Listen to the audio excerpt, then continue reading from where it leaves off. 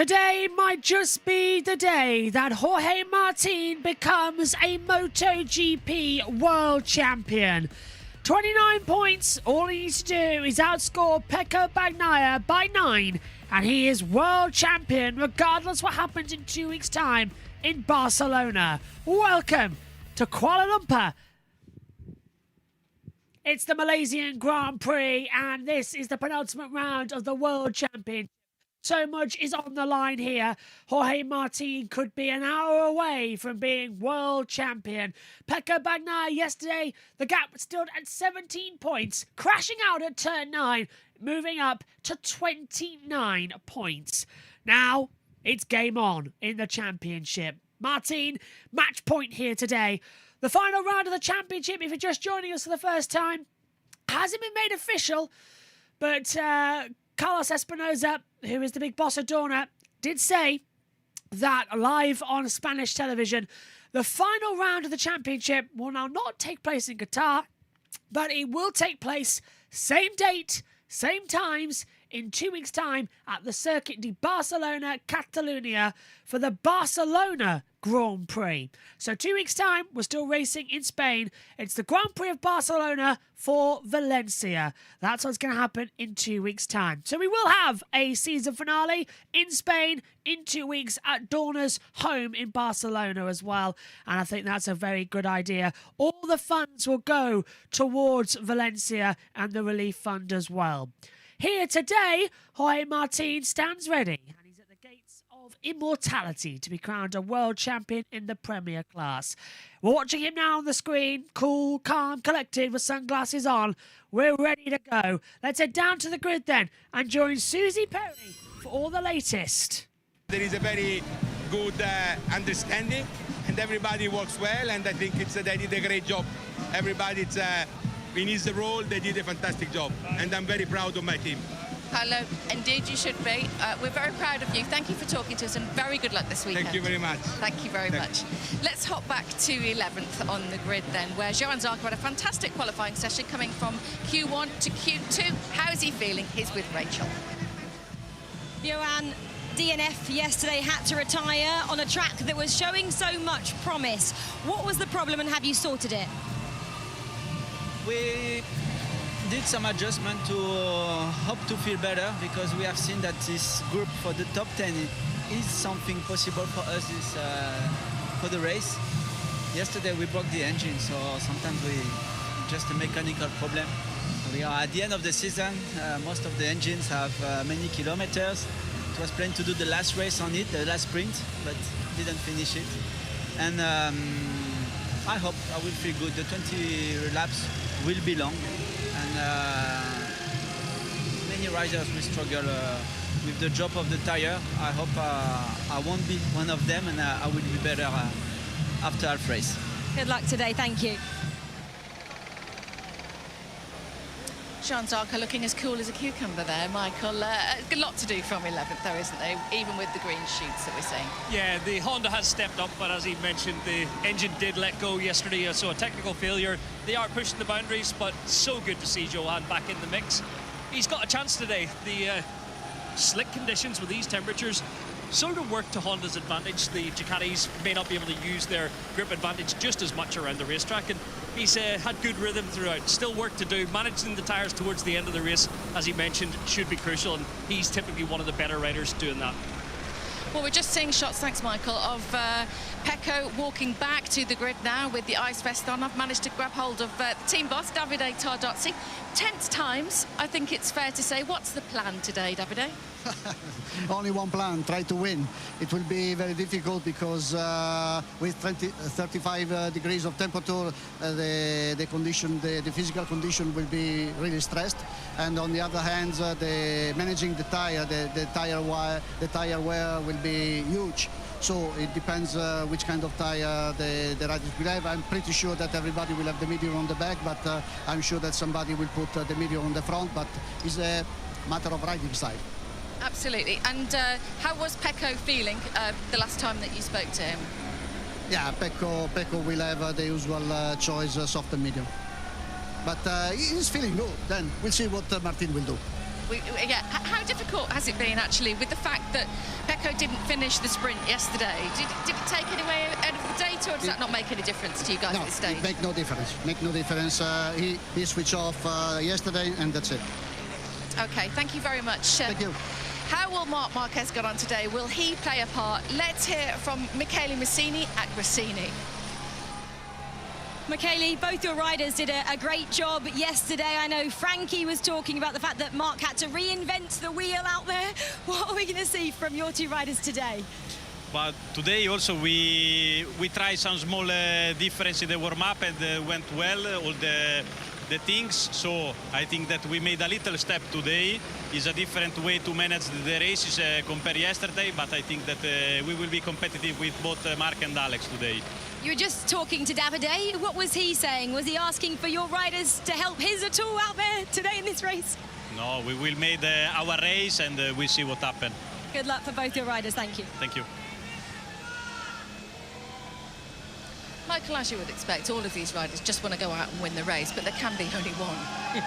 There can only be 125 points awarded today. I know that Marc will have in the back of his mind, he'll not want to disrupt the duo, Martin and Pecco, in terms of fairness, but he's got the chance and pace he had yesterday. Over a longer race, it will be a bit more managed, and I think trying to stay out of the action, you don't want to take one of them down, but he's got to fight for his third in the championship, and likewise Bastianini. So selfishly, they'll be out for themselves. They'll all want to win, but not disrupt the two title contenders. So I do think it could be a race where there's a bit of jostling, because the pace will be a little slower, be a bit more bunched up than yesterday. Alex Marquez could be in there. Yeah, it's going to be exciting. Yeah, it certainly is. And the only directive they've been given is to not disrupt the title contenders. We'll take a pause now for the anthem.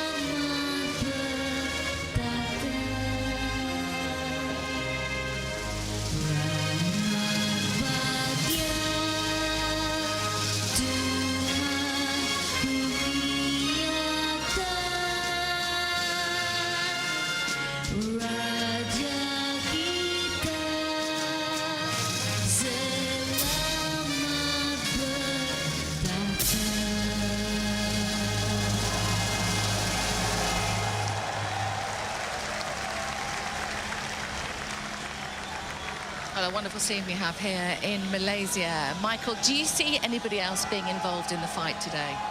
Unfortunately, I do think it is a Ducati duel. We want the other manufacturers. KTM looked good yesterday, but they were even behind Fabio Quartararo. So the pace Fabio's had has been impressive. Maybe in a controlled race, he can be in the mix for the podium. It's nice to see some really positive signs at Yamaha, but he needs a good start from the third row of the grid, and the rhythm he had yesterday and the ability to overtake was so nice to see. So I think Fabio could come forward into contention, especially if Pecco slows down the pace a little bit. Yesterday they were setting 57.9s at the front, and Fabio can't quite do that with the Yamaha, but he's riding so well. He did brilliantly yesterday, finishing fifth. Let's go and speak to his crew chief now. Diego Gubellini's talking to Rachel. Diego, Fabio has been on the pace all weekend, a fifth yesterday. I said, was he back to being Fabio? He said, no, I'm always here, back to my best, pushing even more. Have you changed anything for him this weekend? Is he still running the older engine, which seems to be working for him? Yeah, I mean, it's a long process that started in Misano.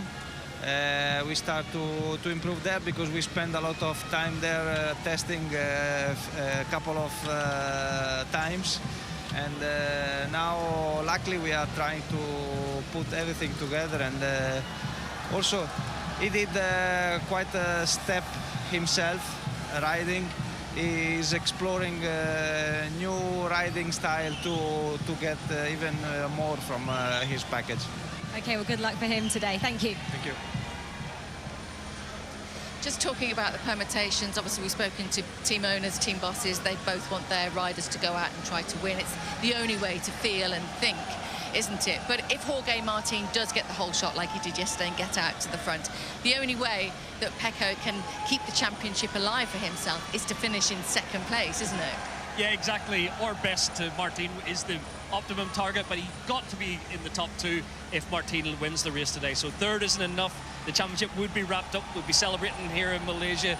I hope it does roll on to Barcelona for the last round and Paolo Campinotti gets to set up a massive party, because a Pramac party is normally a good one, and they'll be ready to celebrate a title as an independent team. If they do top it off this year, what an achievement that would be for an independent squad. Superb. It really would be absolutely phenomenal. And, you know, we touched on it with Paolo, but I think when you're in that team and you're fighting, it's hazy at this point, isn't it? Because you're just looking for that win, you're just looking for that championship. But what they've achieved so far is incredible. Yeah, the last few years, they've been 23 years in the game, from being a team that no one wanted to ride for, then starting to make the step up as a satellite team to Ducati and developing parts with back when you seen the first ever victory for Johan Zarco in their colours. Then Jorge Martin becoming a championship contender. It's the crowning moment if they deliver a title before they leave to Yamaha and become more even aligned with the factory. They're well deserved in what they're going to do. They're going to build a Moto2 team. They've just grown from strength to strength. It's a wonderful fairy tale story, and this is the moment that Paolo Campanotti's dreamed of throughout those 23 years, and it's almost there. Michael, tell us about the tyres today and the scenario we've got here. Well, this weekend we have a few odd tyres in the mix. I don't think anyone's going to go for the hard rear option. It was brought for these temperatures. When you get up to 55 degrees at the moment, it's looking around the 57-degree range, which could work with the hard option rear tyre, but no one choosing it today. So I think the entire grid have gone for the softer option, which is a medium tyre. The front end, that is where it's a little bit mixed, and I do think Jorge Martin is going to go for the medium. It is the harder of the usable tyres. The rest of the grid opting for the soft as they raced yesterday. We heard from linktr.ee, Pecco's putting in soft front and a medium rear. That works. Tyre pressure will be an issue. Being in the front, not getting the draft from the machine ahead, it's going to be interesting. It will decide it. Thanks, Michael. Here we go then, the penultimate round and match point, Jorge Martin. But imagine if you are this man, the two-time world champion in the full factory Ducati team. He had a perfect weekend all the time here throughout qualifying. That lap to take pole position was probably one of the best laps that we have seen all year, and it was under pressure because Jorge Martin had just set a lap record and nobody thought it was beatable. But then the tiniest moment yesterday with such massive consequences for Pecco, and he could lose his #1 plate. He's got to go out now and do 20 laps in this searing heat on the edge of that bike. Now, imagine that you're Jorge Martin, a golden opportunity to achieve his MotoGP dream and to become the world champion. And in an independent team, who do they think they are, taking on the might of the factory Ducati? How special this could be for Jorge Martin today. He did it yesterday. Can he do it again today? Remember, sometimes there's no next time, no second chance. Sometimes it's now or never. Welcome to MotoGP.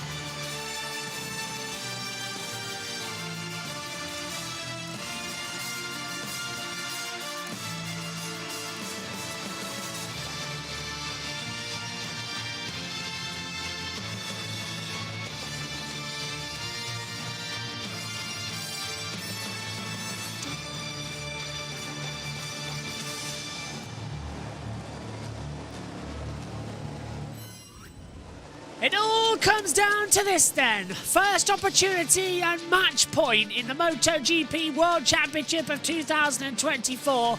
Welcome to the Sepang International Circuit in Kuala Lumpur, Malaysia, for round 19 of the 2024 season.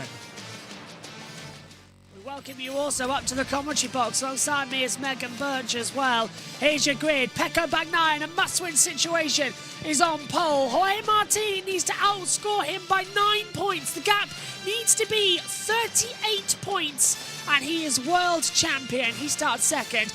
Alex Marquez, who won the sprint here last year, starts in third place. Franco Morbidelli's fourth by Marc Marquez, fifth. Sixth for Enea Bastianini, then Jack Miller, Fabio Quartararo and Alex Rins.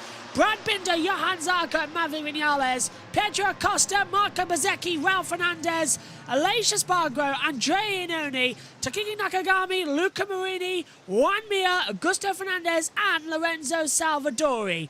Everybody's on the medium rear tyre. Everyone's on the soft front tyre, bar two riders. Jorge Martin and Luca Marini have decided to go medium. Megan Birch alongside me in the box. It's match point in the championship. Barcelona has been announced as the season finale in 2 weeks' time. It will be the Barcelona Grand Prix racing for Valencia. So we know where we're going to be in 2 weeks. Still in Spain, still racing. But Megan, it could be decided here. First chance, you want to take it, don't you? You do. And I had a feeling they might stay with Spain. Yeah, we all did, to be fair. Just Jerez was apparently the first option, but that region also is under flooding. So they've moved it to Barcelona, which is the home of Dorna. Dorna are in Barcelona, that's their HQ. So it all kind of works out. But the gap, Martin, 465 points. Bagnaia, 436 points as well. 29 the gap with effectively, what's 38 times 2? Well, it's 76. Yeah, so hang on. Well, let's go. It's 25 plus 38, so 38 plus 25. 38 plus 20. Mental math for Megan. She's only been awake a few minutes. 61. 61 points on offer. The gap is 29. So mathematically, it's still involved, isn't it? It's still very much anybody's game. Yeah. But yeah. Bastianini won here in 23, Bagnaia in 22, Vinales in 19, Marc Marquez in 18, Dovizioso in 17. What a string of different runners, of race winners here. The same thing happened in Formula 1 actually back in the day as well. They had different winners here in Malaysia. 20 laps ahead of us then. Match point in the championship. Martin could become a Ducati champion. And the first time not on a factory bike. He's got the 24 bike. It's all different though. What's going to happen? Who's going to win? Martin. Championship day then could be crowned. Medical car at the back. Tensions are rising. The rematch. Part 2. Match point. Jorge Martin. His first chance to be world champion. What can Bagnaia do? 5 lights are on. And it's going Malaysia. It's a good start for Martin. Bagnaia's gone with it. Once again, just like the sprint yesterday, they are level down to turn 1. Pedro Acosta's coming to the inside line. Martin's going to go low on the brakes. Bagnaia trying to turn in. Martin's gone deep. Bagnaia comes in. He runs it wide. Franco Morbidelli's going to come round the outside. Big crash in the middle of the field. And this is surely going to be a red flag. This is going to have to be a red flag. We've got a horrendous accident in the middle of the field. That looked to be about 4 riders involved. And surely the red flag's going to come out. The timing screens haven't started yet either. Yeah, no sign of the red flags at the moment, but surely they must do so. Who was it? 20, 33, 43. So the 43 of Miller, the 33 of Binder, and that was, well, Quartararo involved as well. No sign of the red flag. Surely they must do so. They have to. The race hasn't officially started yet. Bagnaia leads Martin second. We've got 3 riders down the first corner, and no sign yet of the red flags.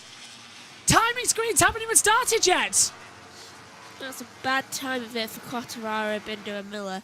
I mean, they literally were all on the circuit. I had to see people slow down. I'm expecting a red flag. That was a horrendous accident. I'm surprised they haven't stopped it yet. The timing screens aren't telling us anything. They've blown. It needs to start. Well, actually, I think we've got a red flag. The timing screens have blown on Dorna. Red flag's out. Yeah, the race has stopped. Yeah, I thought it might be. Red flag's out. Red flag, yeah, the race has stopped. Race red flag due to multiple rider crash at turn 2. All riders are conscious, and that's the first red flag in a MotoGP race in 2024. The doctors are there, and I think, Megan, as soon as we saw that incident, it had to be. There's Brad Binder. He's walking away and okay. So is Fabio Quartararo. Limping. So it is Jack Miller who is requiring medical attention down in the first corner. The red flag is out. It'll be a total restart to this Grand Prix because it was red flagged on the first lap. But crucially, that also means that the timing tower can be fixed. That wasn't working either, and I think that's why the red flag took so long to come out. I believe I know why Jack Miller requires medical attention. He looked like he got whacked a lot. His bike landed on him. Yeah, I thought so. 3 into 1 in a huge and accident. then he bowled into one of the others. All riders are conscious. That's the news we can bring you. The race has been red flagged due to a multiple rider crash in turn 2. So, red flag will go again. But the timing towers didn't even work. The clocks are ticking. So, it's not our data connection, but the timing tower never started. I think it's... Actually, I don't know any explanation. No, I don't know. Oh, there we go. They've flicked into gear now, and it's come up with the red flag. Race interrupted.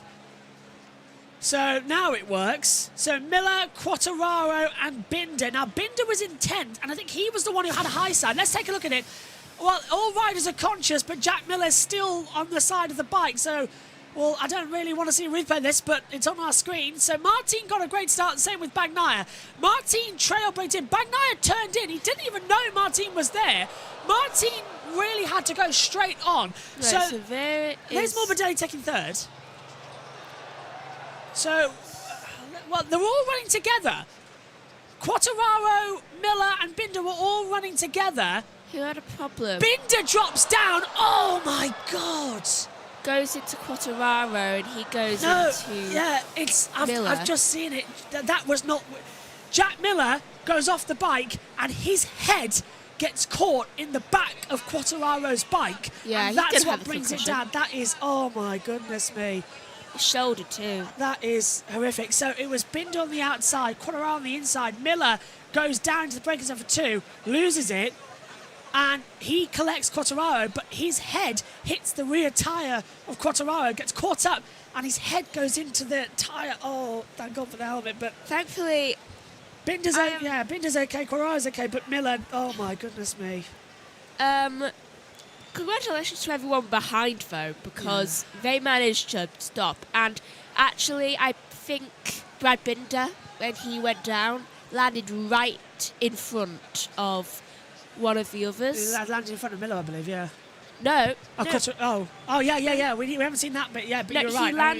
No, the other two were already down, though he landed right in the front of, I think it was one of the Aprilias. Yeah. And they stopped completely and managed to do that. Aleix, I think it was, yeah. Yeah. So very proud of Aleix right now.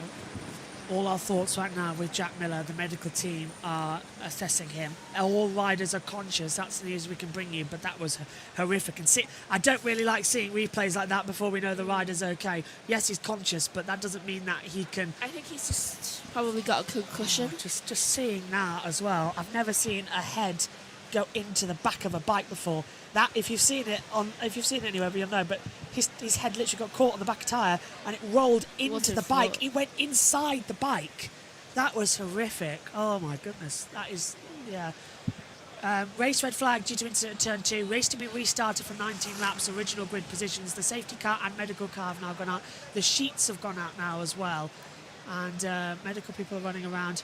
New race distance will be 19 laps. I don't really want to see this because that was a nasty incident, and immediately the thoughts turned to the charming Australian of Jack Miller, who is so loved in this paddock. Jack Attack Miller, always on the move on the inside line as well. Sure, So the marshal's covering with the sheets now in that area down at turn 2, and I don't really want to see many replays of this. Thank you very much, Donna. If you want, I'll see it. So Bagnaia's engine cover blows off, and that catches out Miller. Oh my God. It was Bezecchi, I believe, who had to completely stop. So, or Iannone, one of the two. So that all kicked off because Binder's engine cover, the front bumper of Binder flew off. Miller got surprised by it. he goes down, hits Quartararo, and then they all fly off. That is the weirdest thing I've seen ever. Quartararo is limping right now. It was Binder's engine cover that blew off. Yeah. I've never seen that before. The front, it just literally just came off. The front screen just came off. Must not have been applied properly. So, Although Quartararo seems fine, apart from a limp. Binder's back in the garage as well. And I think one of his legs were caught between him and Miller. Well, many people know MotoGP, I know, who know Malaysia, know Kuala Lumpur, are having flashbacks to 2011 when at turn 11 Marco Simoncelli was struck by riders on the opening lap and the red flag came out and the race wasn't resumed, and tragically Marco Simoncelli passed away.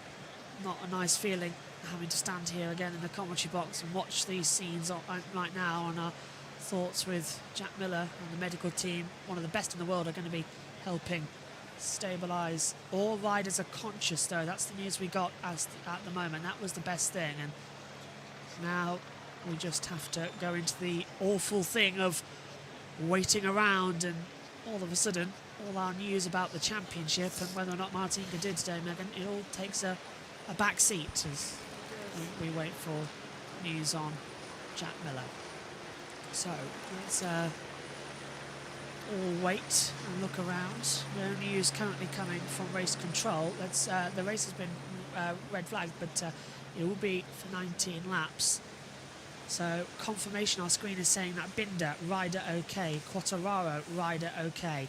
All it says alongside Miller is crashed out. All riders conscious was the news from race control when the red flag came out. Do you know what I reckon Miller's injuries are? Definitely something broken. I don't want to see replays of this I again think and again. Shoulder, definitely broken, and severe concussion. Yeah.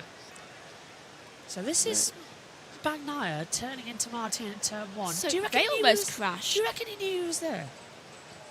I think he had an idea that someone was there, but I don't think he knew who. I agree here with our colleague Simon Patterson. Once again, a rider is receiving medical treatment in the middle of the track, and the vampire TV directors have to get the effing crash on replay, don't they? At this circuit of all effing places too. I'm with you on that, Simon. That is, it's not the place to do it, and this circuit always brings back harsh memories. So we will wait to see at the moment as the red flag came out. So that medium front, medium tyre for Martin, Megan, would it play off long term, or now under the red flag you can change tyres? Do you think he'll change to a soft front now that it's only 19 laps? I know it's only a lap off, but possibly. Would he think about swapping it over? Wait a minute. This is Martin. This is his onboard, so he's got a great getaway.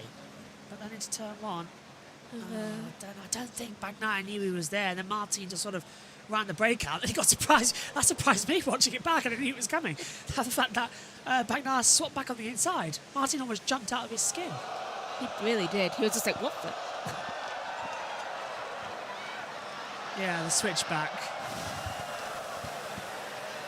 I don't like... Obviously, the fans here are smiling, laughing, and are cheering at the overtakes they're seeing on the replay, but forgive them.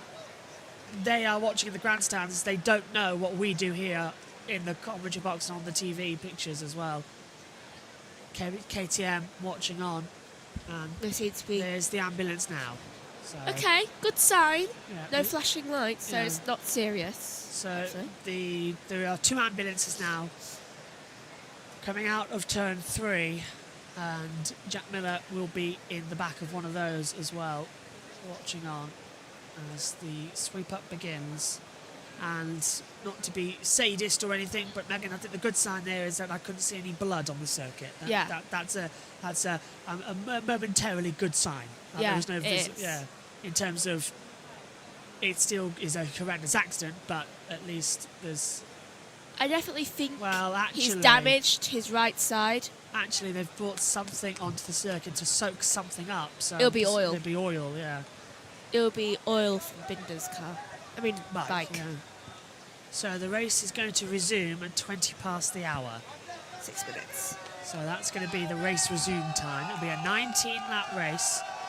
Pit lane will open at 15:20 for a quick start procedure. Now that is, the pit lane will open for 60 seconds. The riders will have 1 minute to leave the pit lane. Anybody who doesn't leave the pit lane at that time will have to start from the back of the grid and in the pit lane. It's original grid positions. So that's that. It will not count Jack Miller, who is in 7th at the moment, so it will be a 21 rider field. I have lost sight of the ambulance right now. There it is. You can see it. And they are blowing away the treatment site at turn 2. The safety car out there as well. Shame, because it was a great start for Binder before the accident. Managed to get past all of them. Yes, because the first race now is declared null and void, Binder and Quartararo can use their second bikes. They can get this race restarted on bikes on their spare bikes. I'm not so sure Quartararo will, because he seems to have an injured leg. To be honest with you, if the steward, they'll have to go to the medical centre first to get cleared, but Binder flew up in the air, landed on his back quite hard. So yes, all three of them. Yes, he's walking around, but I'm not sure how much he's going to be able to do. And Fabio Quartararo, as you said, is limping like crazy. Personally, I would not have either of them in this Grand Prix. He doesn't seem to be able to put a lot of pressure on his right side. Yeah, he was limping a lot, wasn't he, Quartararo? Binder is going to go. He's going to race. They've cleaned up his neck and he's going to go. Okay, so Binder's going. That's a big surprise to me. The concussion protocols in this series are a joke. That needs to be checked out. Would have a concussion. I don't know why they haven't just gone back through. So they have been declared fit to race. Yeah, they've not even gone to the medical centre. That's ridiculous. Isn't that against protocol? Isn't that against protocol? Megan said yes. Never known that happen as well, coming through this one. So it's a 19-lap race. No offence, but a ticker and an overhead shot of San Marino is not something I want to... Sorry, over Kuala Lumpur is not something I want to see. Cloud cover is coming over now as well, and there is rain predicted. And with this red flag, we're sort of now throwing ourselves into that procedure where it could come out again, which is... Yeah. It's alarming me, Megan, and I'm sure it might alarm you as well. Just a bit. Yeah, let's go over to the second screen then, so that you can see the official messaging system that we can up here in the comms box as well. Let's tidy up though first, shall we? While we're under the red flag. So there you are, that's the messaging system that we've got there in the stewards in the comms box. Okay, I can only see one Yamaha bike. Yeah. So that will be Franco Morbidelli, won't it? No. Sorry, Last Yamaha year. bike, Rins. Sorry, yeah. I'm thinking That's last year. Yeah. I'm trying to titivate systems up here. There we go. So there's our, let's go over to our red flag screen effectively and show you all the information that we've got up here from Race Control. This is our latest info. Am I the only one that really wants some coffee? If you want to go grab a coffee, you can go grab a coffee. I don't have any of my coffee. We've got some coffee pods. You can have a coffee pod. I don't want to steal those from you. I haven't even opened one. I got 3 months ago. Because I Surprising. can't drink coffee at the moment. Which I miss terribly, by the way. So red flag is out. Race suspended. As things stand. Nothing's happened on this blog in 20 minutes. Everything seems to be on a go slow this weekend. Has anybody else noticed that? It is, yeah. Which is surprising. I think that is... It's either Martin or Morbidelli, and I think it's Martin. Yeah. Everything's on a go slow. There we go. Get that TV blog working while we wait for the restart. Oh yeah, everyone behind the ones who crashed, they did a remarkable job of avoiding. Especially the ones nearest the back. Maddie Patterson, now our colleague here at JB Motorsports and team principal at Segment Racing in WCR. Maddie's said TV direction once again showing themselves to be a bunch of Choice words. male pleasure. What the actual F is wrong with you makes me feel good knowing that there's It makes me feel good knowing that's where our money goes. Effing shameful. Thinking of you, JM. With you on that one as well, Maddie. Horrific scenes from Dorna. They really should not have replayed it. If he was up and walking, sure, fine, that's fine. Look, just looking at that accident, that's gonna stick in the brain. It was worrying how close his head came to, like. Thankfully, I think he hit his head on the middle of the bike, of the wheel. Honest to God, do you want my opinion on that? When I saw that, if we hadn't had the news that rider was conscious, and he's been stretchered off into the thing, if I'd looked at that, I thought he would have snapped his neck.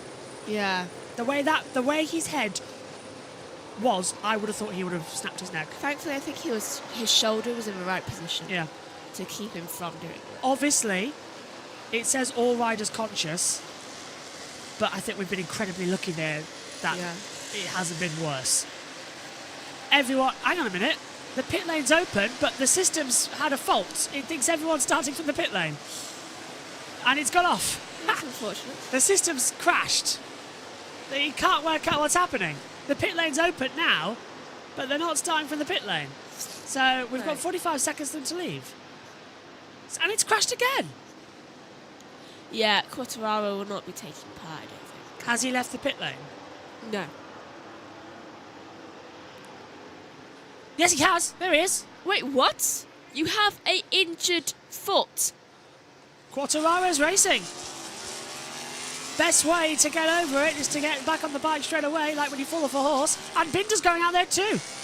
Well, that's stupid. The pair of them Very shouldn't be there. conscious right now of who's behind him, I notice. That shouldn't happen. That should not happen. Pit lane is closed now. You two have not been to the medical centre. That is shameful. And it wasn't exactly a light accident. You didn't just go off into the gravel. You, all three of you two were in the middle of the track. Binder, you were in front of one of the R46s. I'm very surprised right now. He almost got run over. But thankfully, they have good... And wet weather bikes are being prepared in the pit lane. 60%. Rain is coming. What, bless you. Well, all of a sudden, this championship is taking a turn. Rain is coming, and they've prepared wet weather bikes. Game on. You're right there, Bex. Is it the heater? Do you want me to turn the heater off? Megan is nodding. No. Yes. Okay. You could do it, or you can just kick it with your feet. There we go. Bless you again. Just stepping away with you with my drink right now. I need more. Do you want to pop in and get them while I go on the parade lap? Off you go. So, Megan dives in to get some more tissues. Get me one as well, actually. Thinking about it. So, this is how it's going to work. They'll line up on the grid for the sighting lap, and then they'll get another go ahead. Another formation lap. That's why it's now 19 laps off the distance. So they'll line up again, and we will get ready. Pit lane is closed as things stand. We await news. And Binder has come into the pit lane, so I don't think Binder is going to race, unfortunately. I think he's too whacked out of it. He's come down pit lane. So Brad Binder, I think the correct decision not to race here today. We'll wait to see if he starts in the pit lane or not. Away we go on the second formation lap, and the warm-up lap begins here in Kuala Lumpur. Initial checks show no serious injuries for 43 Jack Miller. He will now go to the medical centre for a full examination. That is the best news possible. To repeat that, initial checks show no serious injuries to Jack Miller. He will now go to the medical centre for a further examination. That is fantastic news. And I'll repeat it again to Megan, who's just walked into the commentary box. Initial checks show no serious signs of injury for him, and he'll go to the medical centre now for a checkup. You've dropped another one. aren't they? So yeah, that's, I think, Megan, the greatest news possible. That is he's very got away. surprising. We've as got well. lucky there. Very lucky. We have. I was just telling Mum about it. Yeah. She was shocked. We've got very, very lucky there that we haven't had a fatality. The way his head went in the bike, I've never seen anything like that and lived to tell the tale. Jack Miller, get well soon. ASAP, my friend. Miller Cabs, temporary, is on suspension. Right, let's have another go, shall My we? nose does feel kind of better since that heater stopped. Yeah, it's the heater in this box. It's ever since I accidentally dropped it on all There the he dust. is! There he is! Ah. Jack Miller is walking Brilliant. back to his garage, and listen to the crowd. The cheers.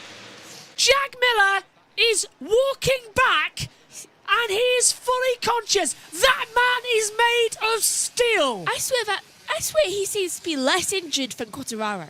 He looks like he is. Oh. Quartararo's limping, Binder's got a bad back, and the man who's just got his head caught in a wheel seems perfectly fine. No one can touch Jack Attack. Unbelievable. What was that? I've tail off again on the back of the straight. Never looked. Well, now we can focus on the fact that all riders are okay after that horrific red flag, and we can now focus on the championship again. So, attitude changed and energy put back in the race by Naya Martin, Alex Marquez, the front row. Here we go again then for the second start of the Malaysian Grand Prix, the rematch. It's part 2, ready to go again here in Malaysia. Lights on! And it's go again in Malaysia, and this time Bagnaia gets a much better start. Martin has to cut across. He's not going to be the leader. Down into turn 1, Morbidelli fighting with Marquez and Alex Marquez. We're 6 abreast into turn 1. Morbidelli goes round the outside. Marquez just going to give him a little bit of a nudge. Forces him wide. Marquez takes third. Morbidelli fighting now with Baschini, with Alex Marquez involved as well. Everyone this time through cleanly at turn 1, and Martin's on the back of Bagnaia as they come on at turn 3. Uphill down towards turn number 4. The two in the championship going heel and toe together down into the braking zone. Bagnaia kicks the back out. Martin stays with him, and just like in the sprint yesterday, here comes Marc Marquez from 5th to 3rd. Well, at least we seem to have lasted longer than before, which is a very good sign. I need the messages. Yep. Oh, and here he goes on the inside line. Martin almost puts the bike down. Almost dropped it. And he's through. But Bagnaia cuts back on the inside line. A brave move through turn 6 into 7. Hasn't worked out, but that was brave. It was, and he almost dropped it going around that corner, but thankfully somehow was able to keep it up. Acosta just passes Vinales for 9th. Binder has started the race. Binder has started from the pit lane, so he has decided to at least attempt it, but not on the grid. Quartararo is up in 7th position as we come now through turn 11 before the right-hander at 12 and the left-hander at 13 and 14. Nakagami been passed by Mir down to 18th place. Martin's on the back. He's going to go for a lunge, isn't he? He's going to have to. Into turn 14. Binder's going to barely lay on the brakes. Martin's going to send it on the inside. Martin takes the lead, but Bagnaia's going to get the cutback. He's got the toe. Down towards turn 15. Marquez is there as well. The gap now 34 points. It needs to be 38 in the championship. Bagnaia to the inside line. Last of the breakers. Martin's going to run too deep. It's the cutback, as you say, for Bagnaia. Martin goes wide. Bagnaia goes through. Is Marquez going to try and go through? No. Cutback now for Martin. Over the line together. And this is gladiator racing already on the opening lap. Almost pushed him off. Bagnaia's on the inside line down to turn 1. Last of the lane breakers. Martin's on the outside. Bagnaia's rear tyre sliding away, and through into the lead goes Bagnaia. These two are going to gladiator battle themselves for the World Championship here today. I feel like every single time there's a corner, there's a new leader. Down out of 3, up to turn 4 once again. This is what we were promised in MotoGP last year, but never got. Now we're getting it in bucketfuls here in Malaysia. Uphill to turn 4. Martin to the inside line once again. Bagnaia's going to do the switcheroo once more, and it's like watching Vettel and Webber back in 2013. They just can't stop passing each other. Bagnaia leads, Martin second, but who knows anymore? They're just swapping. It's like the season is coming alive. All the moves in the World Championship has been toing and throwing for the first time this year. We're seeing it in positions on the track. Do you know, I was feeling really tired before this, and now I think I'm somewhere in between. Yeah, it's bang, a bang, and we've got Formula 1 later, which is going to be even more dramatic. Qualifying wins. The two Yamaha teammates doing battle into turn 9. This is where Binder dropped it yesterday. He's always nervous now through this part of the track. Marc Marquez is still 3/10 behind. He's just waiting in the wings to see what he can do. Is he going to interfere in the World Championship? The gap as it stands is 24 points in the championship. He might want revenge for being kicked out of the championship. Physically or mentally? Both. Into turn 14, Martin's back through on the inside line. Bagnaia's can't get the switch back. Oh, they were so close to touching. Martin leads out of 14, down to the hairpin at 15 as well. The acute corner. Bagnaia to the inside line. Last of the late breakers. This time he backs out of it, but they're both going to run wide. Martin runs it in too deep. So does Bagnaia. Martin's way out. Bagnaia on the inside line. Pull the throttle back at the exit. They bang! Oh. They bang together! Elbow to elbow across the line. Ricocheting like two pieces of boulders I've smashing never seen together. them so close. I mean, Bagnaia just had to drop back a bit because his And he's foot going wide. out would have hit the wheel. Martin's wide at 1, and Bagnaia leads, and Martin comes back at him. Malaysia is delivering. This is a championship ride from the pair of them, and Marc Marquez is watching it. He's got the best seat in the house. Into turn 4. Martin goes late. That's too late. That's going to run them both wide. Bagnaia with a switcheroo, and through he goes again. Oh, and Martin's keeping the inside line through turn 6. That's not an overtaking spot. Martin's done it. Martin leads through turn 6. Binder's back in the pits. And Bagnaia's trying to come through on the inside line. Front tire to rear tire. Nearly contact. Oh my goodness me. We've got 17 more laps. This is unbelievable. Marc Marquez doesn't want to get involved. Here we go at turn 9. On the inside, Martin's got it covered. Bagnaia doesn't want to drop it.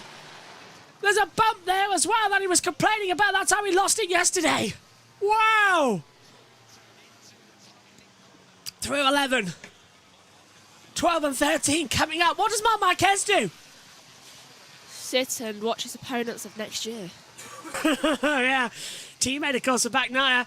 Into turn 13. Bagnaia thought about it. Martin's covered it off, but that's going to mean that Bagnaia and Marc Marquez have a great exit. Down the back straight towards turn 15 we go once more. They are level playing field. Bagnaia's got the inside line. Last of the late breakers. Bagnaia almost runs over the foot of Martin. They're both going wide. Martin almost drops the bike. He tries to get the cut back. Bagnaia leads out the last corner. Over the line together. Martin now in the cut. Behind him into turn 1. Dives up the inside line. He'll leave it late on the brakes. Bagnaia brakes later. He's going to run in deep. Cuts the apex. Martin can't get alongside. Wow. The only other people on the track who are giving a semblance of entertainment to is Acosta, with him constantly passing everyone on the grid. He's already up into 7th after just passing both of the Yamahas. Here we go again. At the inside. Are we going to see a little bit of a movement? No. Bagnaia still got the lead of this race as well. Martin directly behind him. Everyone in the chat saying this is going to end horribly. Well, I've got a similar feeling because here we go again. Martin is going to put it all on the line. Remember, if Bagnaia fails to score, it works better. So if Bagnaia fails to score, it works better in advantage for Martin. It does. Martin has nothing to lose. He's going here with match point. Bagnaia is serving for the match. In we go again to turn 9. I'm mixing my tennis metaphors here. Martin's serving for the match. Bagnaia is trying to serve to stay in the match and drink it juice once more. Here we go again then, through turn 9. Into 10. Kink at 11. Bagnaia now just starting to control this. Is Martin going to just sort of stay behind him, or are they still going to and throw? They've got to save their tyres as well, remember. What tyres are they on? We've got no information on that. I'll put you in our commentary box. Yeah, their tyre information's gone. I think before it was soft front, medium, rear. Yeah. So we've got no information on our data from what it's going to be for tyre strategy. That's disappeared off our monitors up here. Down again, that might come back, who knows, in this race. Dorna having problems with their graphics. Into the braking zone once again for turn 15 as well. Bagnaia takes a super aggressive entry. It is more like a V, like I described in qualifying yesterday. Across the line we go then. 15 laps to go here. Laps number 5 of 19. It's a 1:59, 1:69 for Pecco Bagnaia. He once again has the fastest lap of the race. The top 3 level between them now. 4 tenths between all 3 of them. 8 tenths separating them all as we come into turns 2 once again. And now this is just going to be Megan, I think. Keep it calm, save your tyres, and then go at the end. Yeah, I agree. And let's pay some attention to the back of the field. Nothing's happening. That's a big pay of attention there, Megs. Yeah, nothing's happening. For once, all action is actually at the front of the field, and rather deservingly. Yeah, which is very unusual. Martin's not actually improving on this last lap, I've noticed. Maddie's just tweeted, there's still 15 laps. Yes, Maddie, there is still 15 laps. They should have cut it down to like 10. They should have. Well, the red flag was only out for 25 minutes, so it's still the same race distance, just that everything's going to go a little bit longer. Over the line, down to turn 9 again. The gap now half a second between Bagnaia and Martin. I don't know if Martin's backed off or Bagnaia's pushing, but either way, whose tyres are going to last longest in this Grand Prix? You've got to save it. Martin, if he still did have that soft front tyre with medium rear, I wonder if that's going to go. This was the replay of when they collided with each other. And look, proper elbow-to-elbow stuff. They ricocheted like 2 metal boulders bouncing between each other. Kinetic force transferring. That was almost to both of them going out. It was. Fans are loving that. Seriously, what is wrong with the back of the field? Nothing is going on down there. It's like they're scared to move after that crash. Yeah, nothing's going on down there as we'll move over to our second camera temporarily. Only one being entertaining is Acosta. Oh, Augusto. Fernandez. Yeah, Augusto Fernandez passing Raul Fernandez. The 2 Fernandezes who from the same town, similar ages, same name, but not related in any way, shape or form. Just a coincidence. I mean, they've got to be related at some point. It's just a coincidence. But they just don't know it. Julia said it's a coincidence. I'm over with Julia. Morbidelli passes Bastianini for 4th position as their battling continues on. Fernandez swap back. I think Martin's saving his tyres now. Yeah, it seems that way. The way it's holding around, yeah. So here we go once again. Bastianini now in the back of Morbidelli. Out of 3 up to 4. Way up. That's Bagnaia. Rear snapping under braking. Martin's still there. What's the gap now? It's nearly a second. It's nearly a full second. What on earth has happened there? What was that? Probably went off. What was that flying through? Was that a bird or something? Yeah. Yeah. We're not Phillip Island. We don't want more birds. Thank you very much. Bastianini moves up into 4th, passing Morbidelli. Just thought that. Jack Miller's had some horrific accidents this year, hasn't he? He really has. Brake failure on the start-finish line as well. Crashing at 4 out for the island. I think he's going to be glad when this year's done with. Yeah, I'm just glad to see that he's okay. Adam says, I think Martin is saving his tyres to the end. Lawrence says, Mark doesn't have the bike to challenge. Iceland says, oh, that's the case. Will Mark join the battle? Yeah, hopefully. Miller's dropped. Well, Miller's out of the race. Oh, it's No, Mia. Mia's out. Yeah, Mia's crashed. And you have again with an M and a J. It's another JM, but it's one Mia. Sector 3. I bet that's turn 9. It is turn 9. Knew it. It's that acute corner like we were talking about. The downhill braking, uphill acceleration. It catches everybody out. Caught by Bagnaia out yesterday. So one Mia's out at turn 9. Rider okay. Might even rejoin the race as things stand. Down we come again then. Bagnaia's pulled out this gap to 1 second now as they come out of that last corner. So definitely, and Augusto and Raul are battling still. Yeah. 2.5 seconds to Bastianini. Do you know, this box early on in the morning, it never fails to set my nose off. Me too. It's like, even if the heater's off. I think it's the dew in the air. Yeah. Thing is, I've been like this for the past few days. I'm just thinking, it's like, well, you get a few weeks off night races before Las Vegas. thank goodness. Yeah. I mean, though I've got to, over the next 2 days, do an essay. Yes, that is true. Yeah, I suppose. Still going to have the advantage now and still closing in. This is a very important race in the World Championship. The gap at the moment, then, Megan, 24 points, which means Bagnaia has a shot at winning it in Barcelona. It does. If you're just joining us, The Valencia Grand Prix has been cancelled, and its replacement will be the Barcelona Grand Prix at the Circuit de Barcelona Catalunya in 2 weeks' time. So same date as the Valencia Grand Prix, everything though just shifted to Barcelona. Kind of works, I think, to be fair. It does. Morbidelli's crashed at turn 9. Yep. Morbidelli has crashed. So an impressive race from P5. He's crashed out at turn 9. I wonder if he's dropped the front. He always crashes out when he's doing good. He's redrawn the race though immediately. Yeah, okay. Turn 9. He's dropped it and up he goes. Good lad. Where's he going to go? Is he still in the points? Oh, he's 17th. Yeah, front dipped away. He's still in the points. He'll still get up there. Well done, Franco. And Yeah, go on. Aleix passes Ralph Mendes. Just a reminder about our Formula 1 coverage today.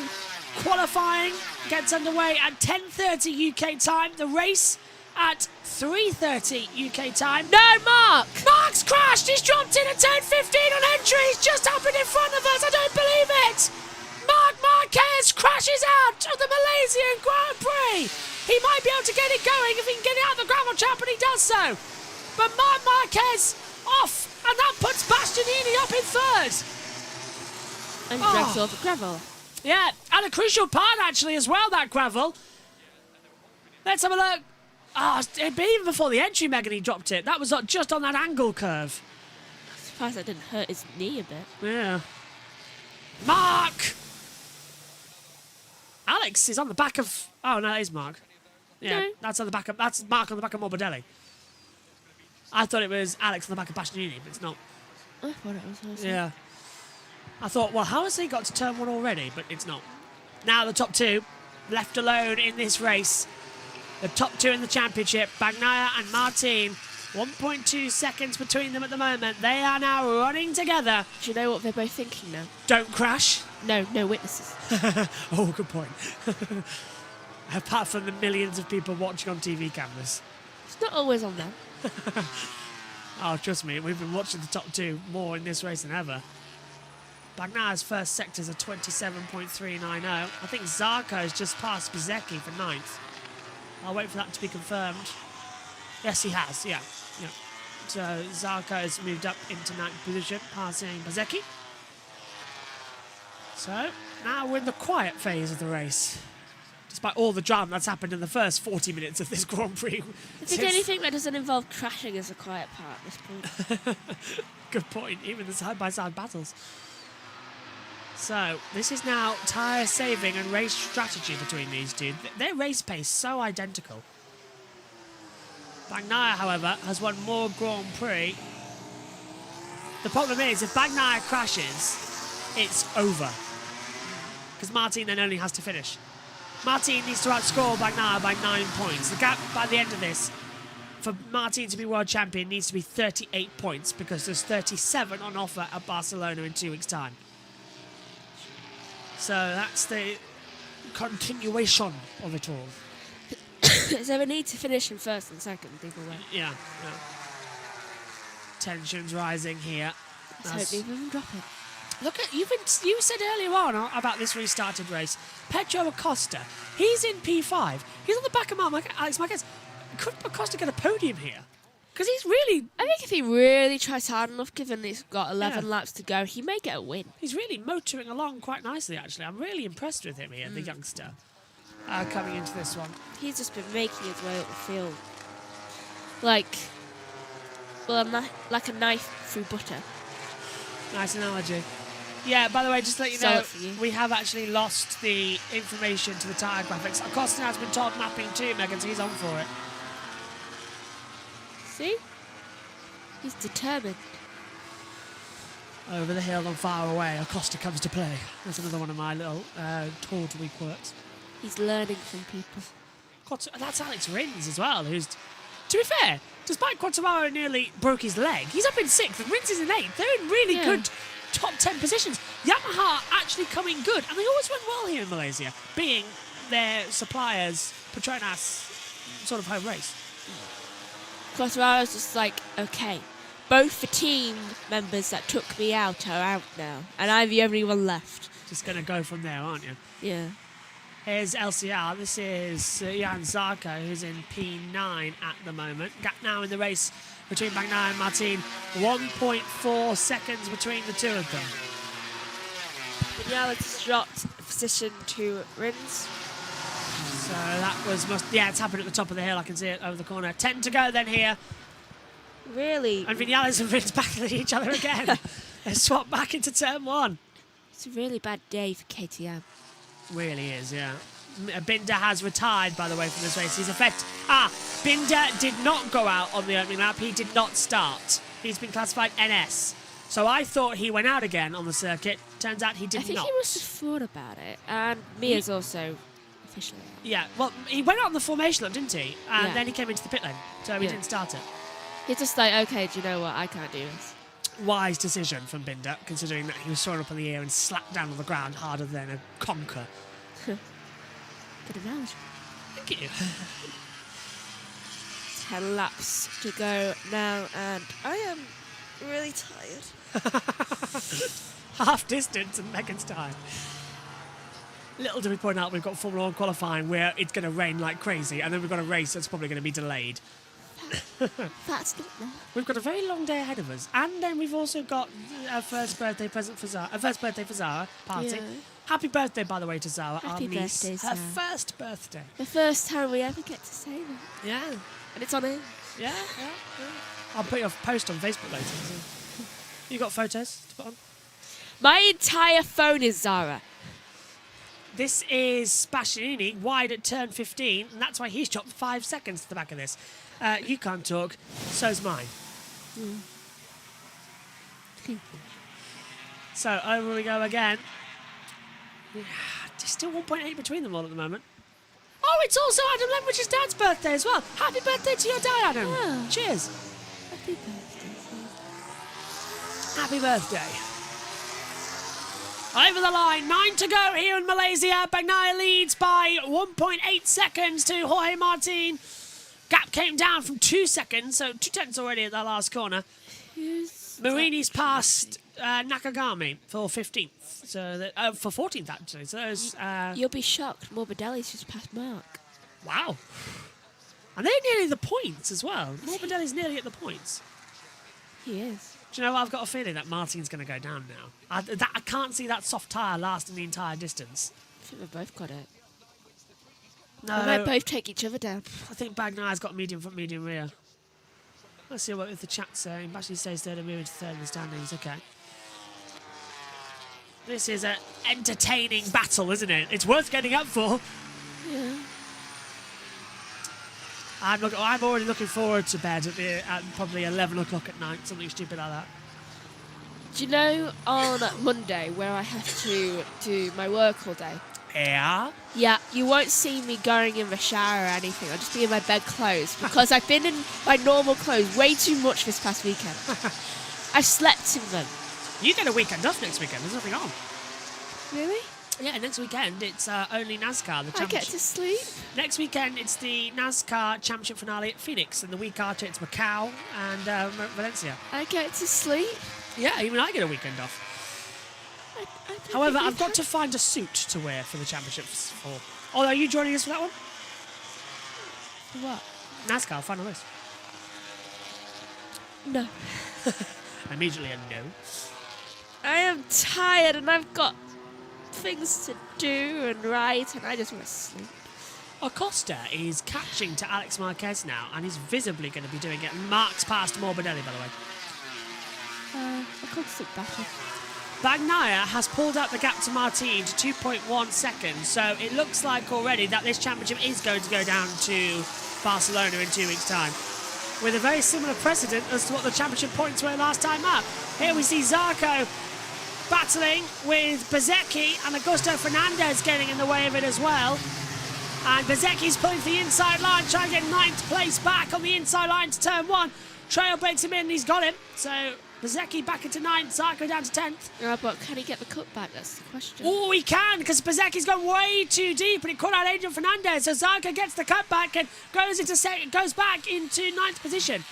Morbidelli's repassed Marquez, but Marquez has repassed him, so they're swapping over. Here comes Bezzecchi again, though, up towards turn 4. Can he get a run on Zarco for 9th? Trail breaks. I don't think he can. LCR Honda looking good. Surprisingly, over the past few races, they have been seeming to be a bit more dominant. They've been showing a bit more of their old form, really, haven't they? Yeah. I suppose that sort of works out for them more with what they've been having. However, Aprilia, Drastically down in form. yeah, Aprilia and KTM. It's like, what's happened to the pair of you? Well, Vinales last one in America, but then he did win the sprint at Portugal, and he did the double in Austin, didn't he? Sprint and win. Quartararo. Oh, there goes Bezzecchi. There goes Zarco round the outside. Bezzecchi's in the 2. One board with Bezzecchi at turn 9. Can't get ahead of Zarco, even though he's trying to. He's swapping positions left, right, and centre. So it's quite funny watching him choke on the bike, left and right, left and right, left and right. Way up you go. Just gently pull that throttle. Why is Zarco's bike more competitive than Marini? Because it's Marini's bike. Yeah, dare I say that Zarco is on a development bike, which is a bit better for next year? Zarco's stronger. Marini has just been down in the dumps all year. I don't want to say what I just saw on the timing monitor, but Bagnaia had a little wobble coming out that last Well, corner. maybe he's the one who will drop it. If Bagnaia drops it in 7 laps, Championship over. Martin's the champion. We go to Valencia with nothing. Sorry, we go to Barcelona with nothing. Do you see how difficult this is going to be for me? Everyone was saying, oh, Valencia's going to be the final. Now we're in Barcelona. Valencia has been the final of every year bar one when it was in Portimao. And now it looks like we're going to go to Barcelona this time around for the final one. Bezzecchi trail breaks into 1.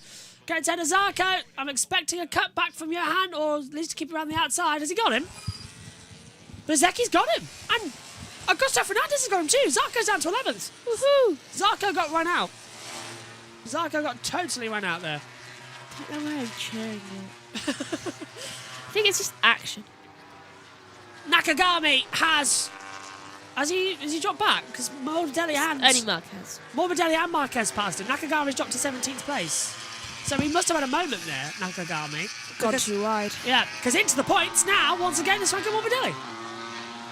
It's like, woohoo, nothing can keep me down. After his crash at turn 9, Marc Marquez might want a few more of that to see if he can get back in.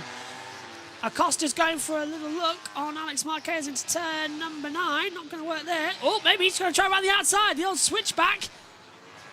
Acosta really is a rider to be feared, and he's on the main KTM next year. Let's see what he can do. 7 laps to go now, almost 6 laps to go, and quite honestly, I would like this race just to be over so I can go back to bed.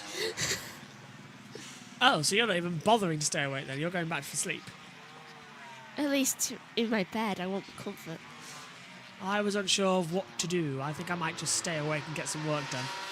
If we don't get to go in the shower straight away, that means they don't leave until like 9 or 9:30, so I can sleep until 9 or 9:30. Yeah, but then you've also got to get a shower. More on air at 10:15 for Formula 1. It only takes me at most half an hour, because I washed my hair yesterday. Yeah, that means I have to stay awake, so I may as well just stay awake. And also, the red flag's been out You long. do not have to stay awake. By the way, it's nearly 8 o'clock. So as soon as the race is over, you can leave. Because otherwise you're only getting like 20 minutes. Now, look at this. For the lap 12, Bagnaia was 57 thousandths faster than Martin. Lap 13, Martin was 57 thousandths faster than Bagnaia. They really like 57. They can't stop swapping each other over. There's Martin's brother watching on, nervous as ever. The whole thing is nerve-wracking. I don't think it's going to be a championship today. No. The Wonder Bad Boy says, hello Megan, you look tired. You are tired. I am tired. Whereas I've been up since 3:30 and I'm fine after 4 hours sleep. You only got 4 hours sleep? I had a stomach problem. My tooth, the gum was all healing as well. It still looked great. I nearly myself had a moment in Moto 2. Gavin and Michael were commentating more than me. I'm just so not used to this stuff. Even though you didn't do Moto 3 and Moto 2. Yeah, I think I've only been like... Okay. Dead. Well, this is Vegas is the Don't know how last. you do it. Vegas is the last experience, and I just don't care anymore. Vegas is the last night race. Andrea Ianoni's passed Nakagami. Nakagami's got a serious problem out there. Nothing new. If Andrea Ianoni's passed him, I really treasure sleep. Vegas is the haven't last getting night it. race. Vegas is the last night race. You will be okay. Sort of painting with I have to get my tux back out. For the second year, yes, I'm going to be wearing my tux. We're in Vegas, of course we are. Got to dress up. I have to be wearing whatever's in my wardrobe. Keep saying you should wear that nice jumpsuit as well. No, do you realise how difficult it is to go to a toilet in that thing? Yes, but you're only wearing it for 2 hours and you'll be standing in the commentary box the whole time. Precisely. You don't go to the commentary, you don't go to the bathroom. I do. Oh, whatever. 5 to go. Besides, I want to be comfy. Just don't drop it, Bagnaia. Give us a title fight in Barcelona in 2 weeks' time. But it's going to put pressure on Martin. He'll feel it. But it's situation reversed. It really is a proper rematch. This time last year, we went to the final race with Bagnaia having Nakagami's in the pits. He's out. Technical problem, I'm guessing. Yeah. I want both of them to drop it. No, because that just means that Bagnaia's champion. Why? I think the gap stood at 30. What was the gap coming into it? 29. So, Okay, yeah, don't... the gap needs to be 38, so still 9 points. I don't know how to choose. 12 for a sprint win, 25 for a Grand Prix win. That's 37 in total. And you need 38 to get the championship. Don't drop it, yeah. Yeah.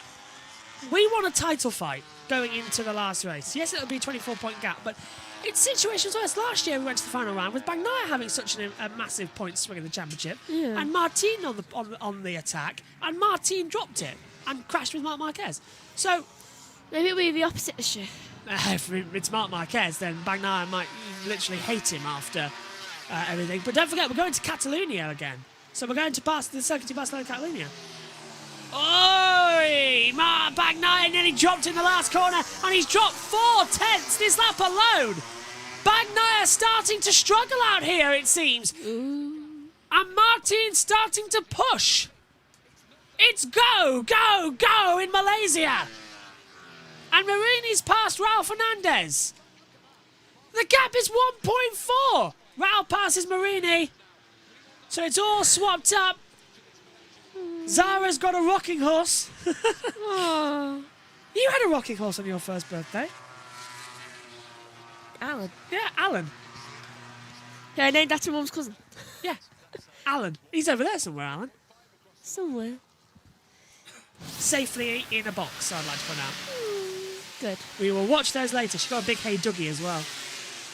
Back to the racing. The gap is coming down. Pecco is dangling a carrot. She's loving the attention. It's a very big carrot. The more I look at her, the more I think she looks like a Hugh and Kellyanne smushed together. Tell her she is. Yeah, I know, but it's just weird. Oh, the first food of being one. That's pancakes, I think. 4 to go, the championship's on the line. Zara! Distracted by our niece.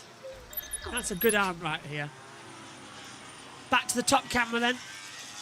Gap 27,000 down in the first sector, 66,000 down in the second sector.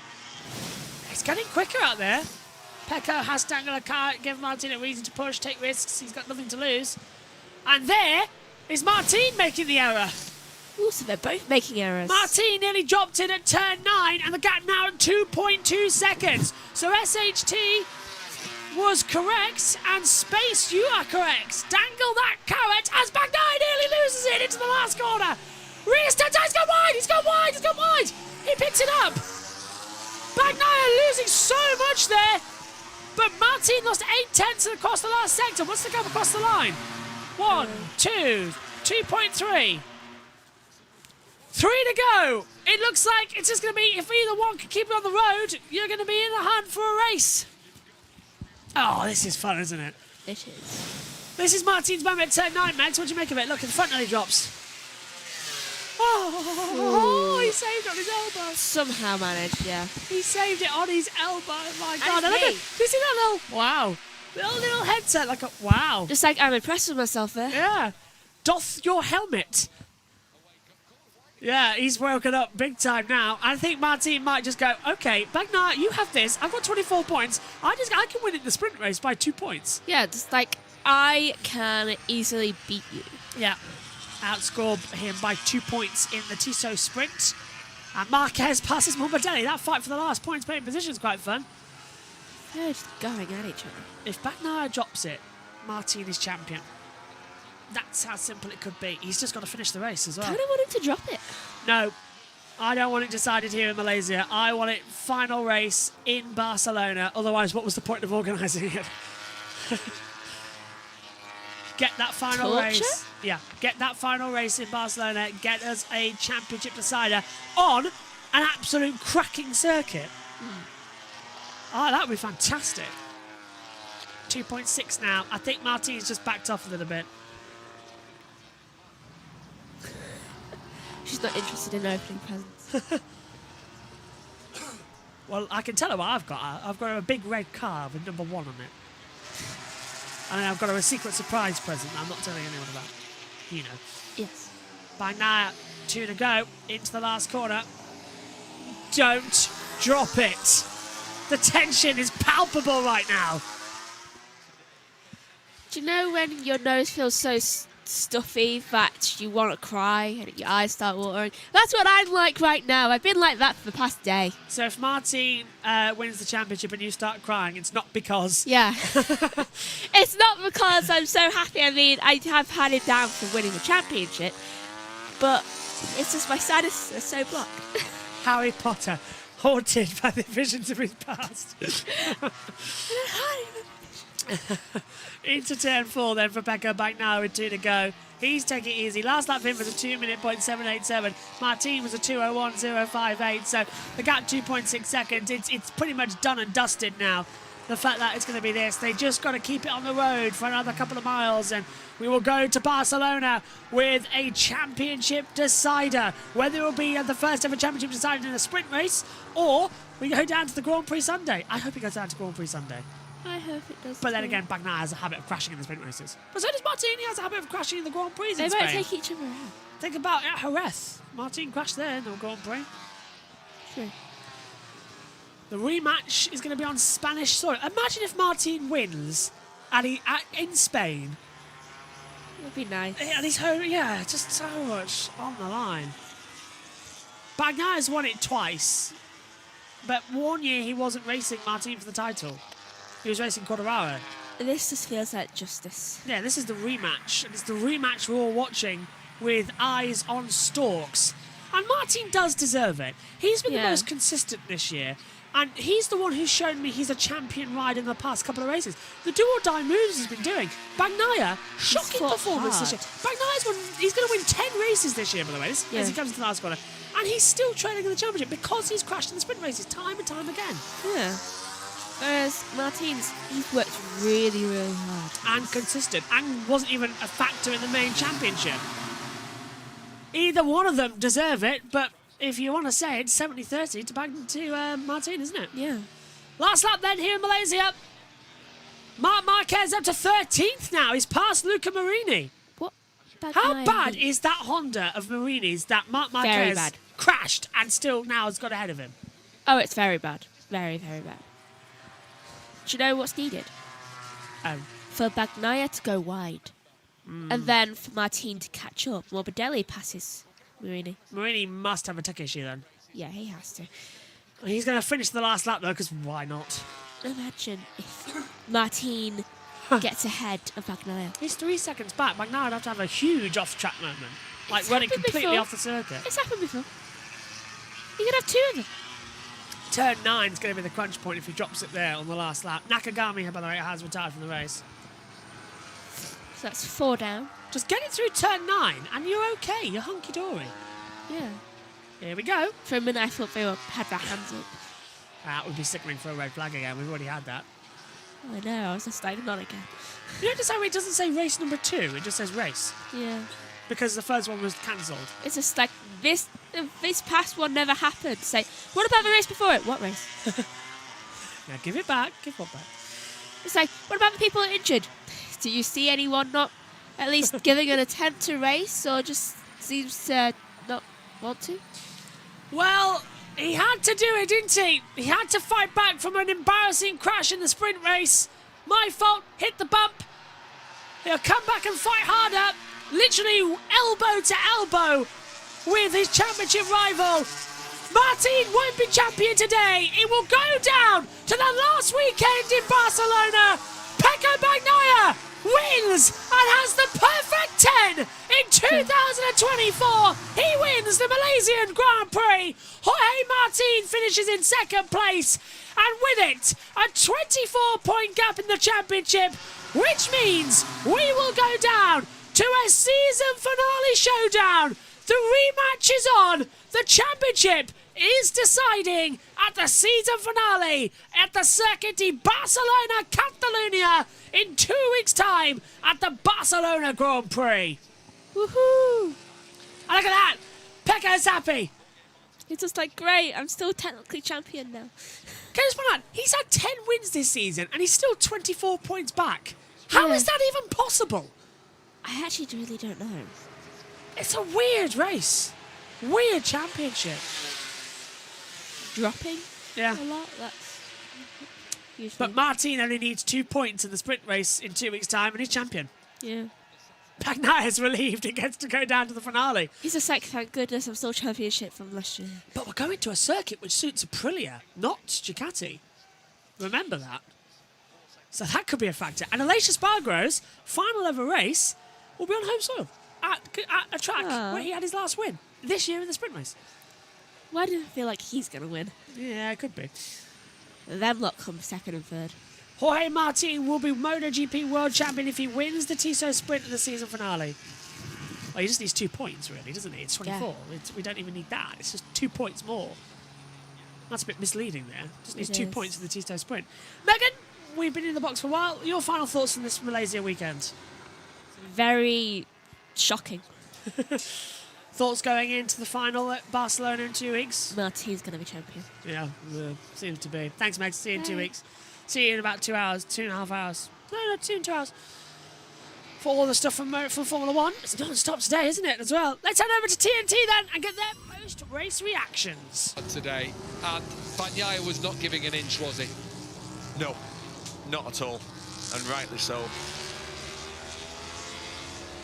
Just about caught my breath from those opening laps. So there's 3 battles. Obviously, we've got the battle for the championship at the front. Then you've got the battle for third.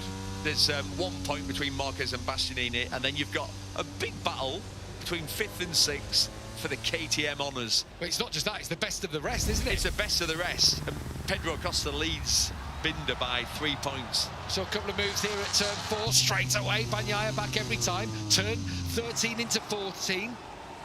Bagnaia couldn't cut back, but then down to 15 every single go around. Martin goes a fraction wide. Oh, actually, no, he goes really wide. Cuts back. Nothing to choose between them. No. The converging lines. That's brilliant. What a shot. Some lunges coming in, weren't there? There were loads. Loads. Oh, dear. That was one of the best ones, because down there into 5, Jorge Martin crashed there a couple of years ago. He was on a dirtier line on the inside. This was a good move as well. I like that levelling. Watch this, watch how close the front and rear wheel came. It's close. The one that was side by side down the straight, I think, was my favourite. But they nearly collided on the straight. Yeah. That's cool. That's cool. That's respect. It's the Spanish symbol for... Oh, that was the limit. What about that? Well, after yesterday's disaster, after yesterday's dejection, Ducati can celebrate today. He'll be exhausted. But honestly, he will not sleep. He will not sleep. He will have nightmares. He'll have negative thoughts coming into his mind. Because it's still not done. It's the reality of what we're dealing with. I'm not just saying it. No. I've been there. I know what it's like. He definitely does Neil Hodgson. Was the world champion, of course. Hugs all around. 10 season wins for Pecco Bagnaia, 14 podiums, 5 pole positions. This championship just keeps on giving, doesn't it?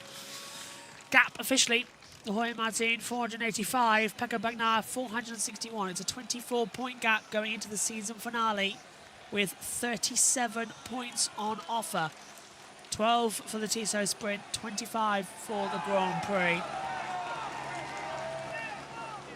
This is going to be quite the entertainment. Fans on, atmosphere ready. MotoGP got very lucky today with Jack Miller, Brad Binder and Fabio Quartararo. Horrendous accident. Great, they're all okay. And it delivered us a great race in the end as well to rejuvenate our spirits as Parc Fermé begins and the interview is getting ready. Everyone congratulating each other. Ducati as well going to be in there. A 1, 2, 3, 4 for them with Alex Marquez coming home in 4th place as well. Let's run you through the quick results actually as we wait. Bagnaia, Martin, Bastianini top 3, Alex Marquez 4th, Acosta's 5th, Quartararo 6th, Vinales 7th, Rins 8th. Let's hear though from Enea Bastianini now. And today, he's talking to Simon Crafar. Enea, another third in Sepang. How do you feel about this one? Yeah, another third, but the sensation was like yesterday. I was not competitive on entry, and when it's like this, you have to save the race, and at the end, it's arrived at podium, and I can be happy, but not at the 100%, but we have other race in Barcelona in 2 weeks, and let's see what we can do. Congratulations. Say hello to all the people in Valencia, and that race is for everybody, that people, because need support, and I know that situation. It's happened also in Emilia-Romagna, and nothing. One kiss for everybody. Thank you. Nice touch from Enea Bastianini. He's a good man, is Enea. Dopo come sei stato davanti, con la D davanti.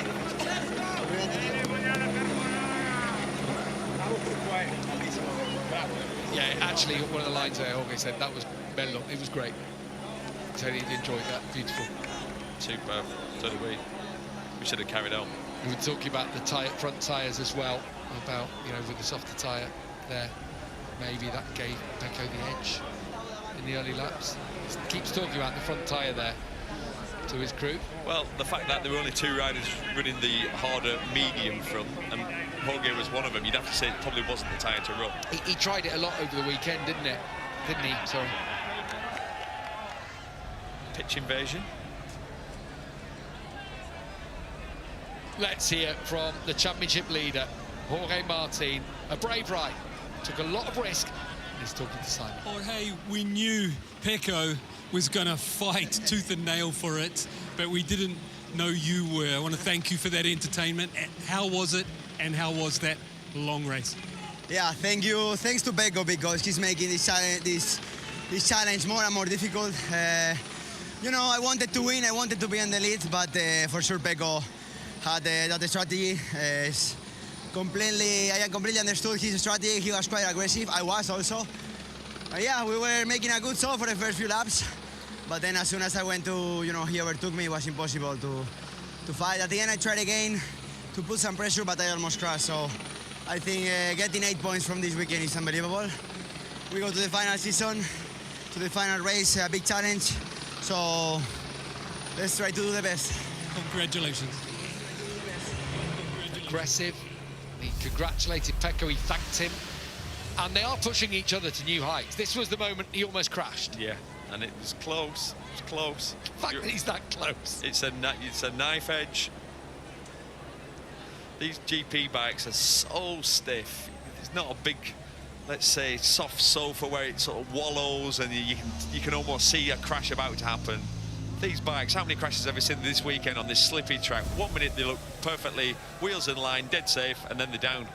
His sports psychologist, he's going to be working overtime over the next couple of weeks. Keep those demons at bay. There's Carlo Pernat, Bastianini's manager, the pink shirt. His 50th podium in Grand Prix racing.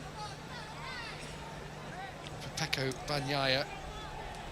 That racks up his 28th win in MotoGP. Some record he's collecting.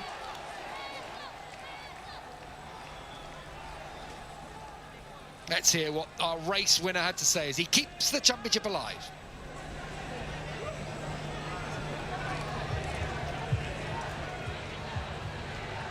Pecco, you said you were going to fight all in for the win. Thank you for that entertainment. Tell us about that fight and also how hard it was to manage in the heat late on. Managing the heat was the easiest part today, honestly. Jorge was very aggressive. He was knowing that he needed to let me behind. But our pace was too good. And like always, in the race on Sunday, I can attack, I can be more aggressive. We just need to understand why on Saturdays I'm struggling more to do the same, but it's the 10th victory of the season. We are doing an incredible job. We just have to improve a bit on Saturdays. Fantastic work. Congratulations. Fantastic work. Well, my goodness me, how are you feeling? We were shouting a lot at the screens during the first 4 laps there. Exceptional racing. I don't think that we've seen 4 laps like that all season. It was phenomenal. There was a point where I think we all thought if this continues, they're both going to end up in the gravel here. Great battle between the two of them, Michael. What did you make of it? I loved it. I've got to say I loved it. It was one of those battles where we've been itching for it, going head-to-head, and both wanted it. You could see Pecco was ultra-aggressive, which he doesn't tend to do. These mistakes from Martin opening the door, Pecco was straight back up the inside. Both wanted to lead the race. It seemed like Pecco was more comfortable, but Martin's attack. Just every time there was an open door, he was straight down the inside. It was one of those battles that it couldn't continue all race long. If you try and do it over 19 laps, it was going to end up with both in the gravel. These moves into turn 4, immediate cutbacks for Pecco Bagnaia back up the inside. Honestly, it was this is racing. It was so close on occasion. The one where they come out onto the straight, I think it's this time, exiting the final corner. Yeah, Martin's a little bit wide as the lines converge. They nearly touch on the straight. If they got hooked up here at this point, both are sliding down the tarmac. This is where they start to tread a little bit carefully after that. Down the inside for Martin, he goes a little wide, and this is the last move that Pecco gets straight back up the inside. Quite aggressive, makes the pass really stick, and Martin having to pick up his nose a little bit. From this point on, Pecco gets a little bit of breathing room. Actually, sorry, there was still another overtake to go into turn 4. I think it's this time into turn 5 that Pecco gets ahead and then really gets his head down. It was one of those races. I loved it. The battle, the duel, the back-to-back passes. Another one down the inside, so into the last corner. Yeah, forgot how many actually did happen. Still another to go yet. It was yeah, phenomenal, proper bar-to-bar stuff. And I do think at this point, Pecco was hoping to goad Martin into a mistake perhaps, or bring Martin into the battle, bring Marquez into the battle, because at this point they were only lapping mid to high 59s. The pace wasn't super fast. It was just an absolute spectacle. The defence was extraordinary. The defence of the territory around the bike, the physicality also looked a little bit different today. I don't know whether that's because we were seeing so many overtakes. What did you make of that? Yeah, the 2 starts we saw, especially the second one when Pecco, he moves to protect his line, but also sticks his leg out. He's creating a bigger space, making himself more difficult to overtake. He was very aggressive in those instances. On the run to turn 1, they almost collided on both occasions.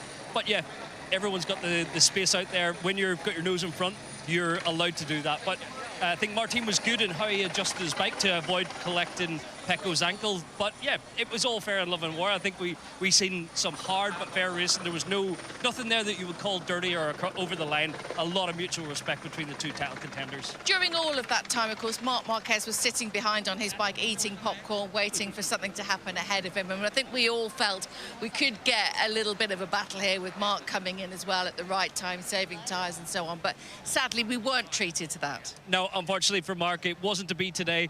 The GP23 was always going to give him a lot of work to compete with these 2. And this last corner, off camber, back to second gear, you're trailing the front brake in.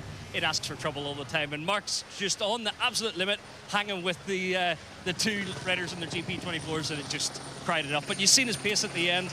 He was still going forward. He was still lapping the same as Pecco and Jorge. So he may have had something to play when the tyres dropped, but unfortunately the crash took him out of it. Yeah, just that tiny moment. Jorge did come back towards the end as well. He got down to less than a second and a half, but had that massive moment then and nearly lost it.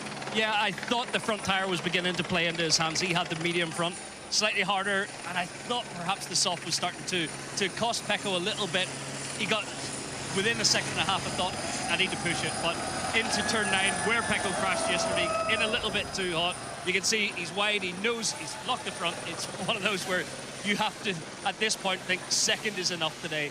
And he's so wide there, but keeps it upright and just accepts today's second is all I can deliver. He gets the focus signal from his crew on the pit board, and it is bring it home. 20 points is better than nothing. And there's that word that they keep using in the team. It's focus. It resets Jorge Martin. He's got it on his dash as well, and they use it on the pit board when they want to say, just, you know, we've got another race, we can do this. But he's managed to take 8 points and extend his championship by 8 points, and he's in a commanding role now. Yeah, really coming into this weekend, the fact that he gained 12 yesterday and only give another 5 back, a 7-point swing, but he's still going into the last round with 24 points advantage. He can wrap it up in the sprint. I think it's not quite a foregone conclusion. It could go to the last race of the season, and that would be fantastic, but he's the man in control as we head into this final round. But Pecco doing it all right today. The factory are very happy with Mr. Bagnaia. Let's go over. Yeah, the crowd, actually, I just want to mention them as well. There's been a track invasion. We're surrounded by them here. Absolutely loving every minute. What a treat they have had. What a display, Gav. Yeah, it's brilliant. We've all just about caught our breath, haven't we? Those early laps were some of the best that we have seen, not just in MotoGP this year, but over the last couple of seasons. To see the title rivals going head-to-head, knocking lumps out of each other, that's what we want to see. And I'm sure there'll be more of the same when we get to Barcelona, Catalunya, in, we think, 2 weeks' time. Jorge Martin holds aloft the Valencian flag as he steps up onto the podium. Relax for a little bit, but there's work to be done before that final round as Pecco Bagnaia takes his 10th victory of the season. 10 victories, and it still might not bring him the championship.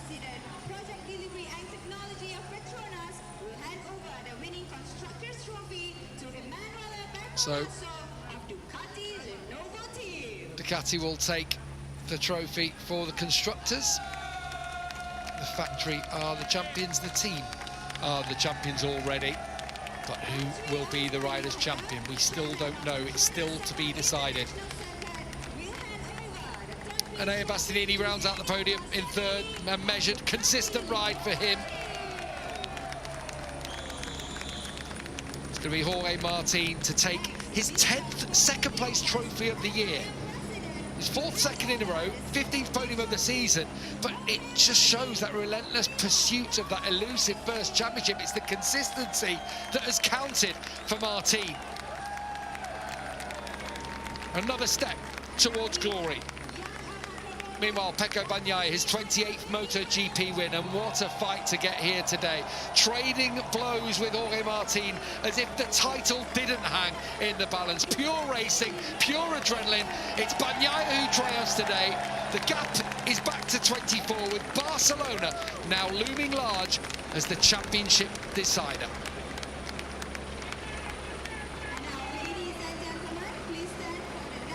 For the 10th time this year, let's hear the Italian national anthem for Bagnaia.